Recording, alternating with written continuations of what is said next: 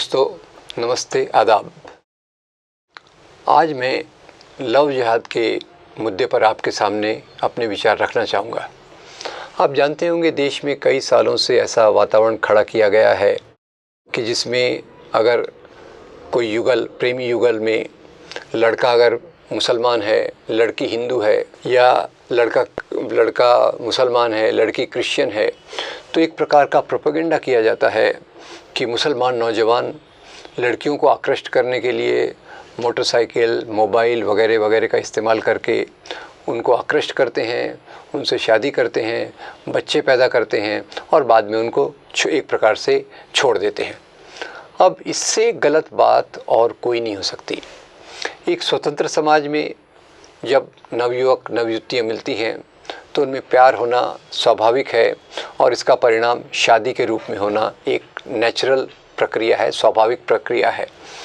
इस पर पहले केरल में कई लोगों ने मामला उठाया था और दूसरी जगहों पे बाद में ये फैल गया। तो एक बार केरल के 2 पुलिस कमिश्नर्स ने इस पे जांच की थी। प्रोपेगेंडा ये था कि कोई मुस्लिम ऑर्गेनाइजेशन है जो मुसलमान नौजवानों को इस प्रकार के काम करने के लिए सपोर्ट करता है, उनको सब प्रोवाइड करता है। तो उनकी रिपोर्ट में ये बात सच नहीं निकली।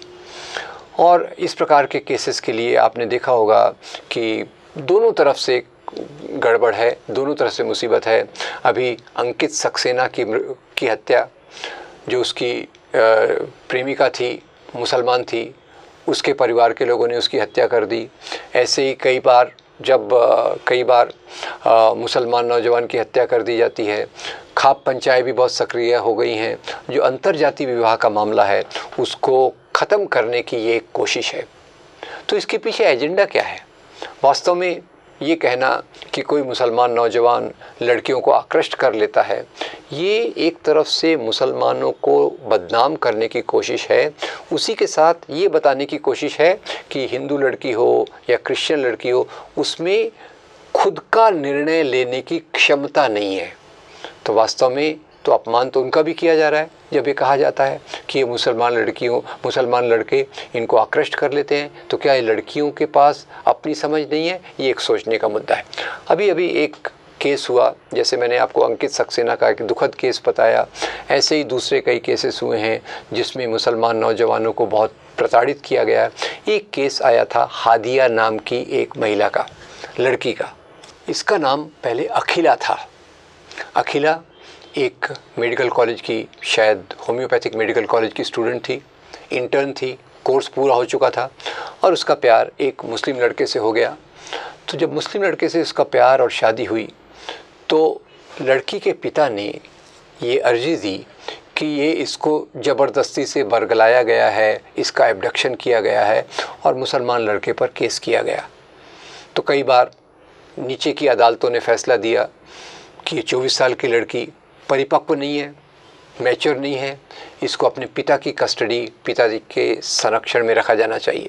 हाँ, जब शादी के पहले ये लड़की मुसलमान हो चुकी थी और उसने अखिला से नाम बदल के हादिया कर दिया।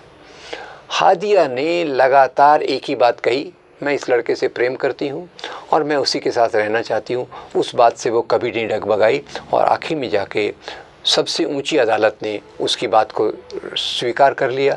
बीच में उसकी कस्टडी मेडिकल कॉलेज के प्रिंसिपल को दी गई, वो भी एक गलत निर्णय था और आखिर में उसके और उसके पति का मिलन हो गया। इसी के बहाने ये मैं बताना चाहूँगा कि केरल में कई ऐसे योगा सेंटर के नाम पर सेंटर खुले जहाँ अगर कोई हिंदू लड़की, क्रिश्चियन लड़की किसी और धर्म के व्यक्ति से प्यार करके शादी करती है तो उसको वापस लाया जाता है और उसको वहाँ एक प्रकार से ब्रेन वॉश किया जाता है कि ये जो आपने किया है गलत है, आप इसको छोड़कर वापस अपने धर्म के किसी व्यक्ति के साथ शादी कर लो। मुझे यह याद आता है, ऐसी एक घटना कलकत्ता में हुई थी। कलकत्ता में रिजवान कौसर और प्रियंका तोड़ी, इन्होंने शादी करने का फैसला किया और ये एक बड़े परिवार से संबंधित थे, लड़की एक बड़े परिवार से संबंधित थी। तो उसकी शादी को बहुत उस पर विरोध हुआ और आखिर में जाके रिजवान को आत्महत्या करनी पड़ी। ये दुखद बात है। मैं इस बात को कहना चाहूँगा कि आज प्रेम जो मानव समाज की एक उच्चतम मूल्य है, मानव समाज का जो उच्चतम मूल्य है, उसके नाम पर एक सांप्रदायिक राजनीति को फैलाया जा रहा है। ये हमारे समाज के लिए गलत है। मैं आपको बताना चाहूँगा, मेरी खुद की राय ये है कि एक बहुधर्मीय समाज में अंतरजाति अंतरधार्मिक विवाह ये समाज को, देश को मजबूत करते हैं। यही बात महात्मा गांधी ने जाति के बारे में कही थी, डॉक्टर अंबेडकर ने जाति के बारे में कही थी। अंबेडकर जी क्या लिखते हैं? अंबेडकर कहते हैं कि जाति व्यवस्था का उन्मूलन करना है तो अंतर जातीय विवाह को प्रमोट करना चाहिए, उसको सामने लाना चाहिए।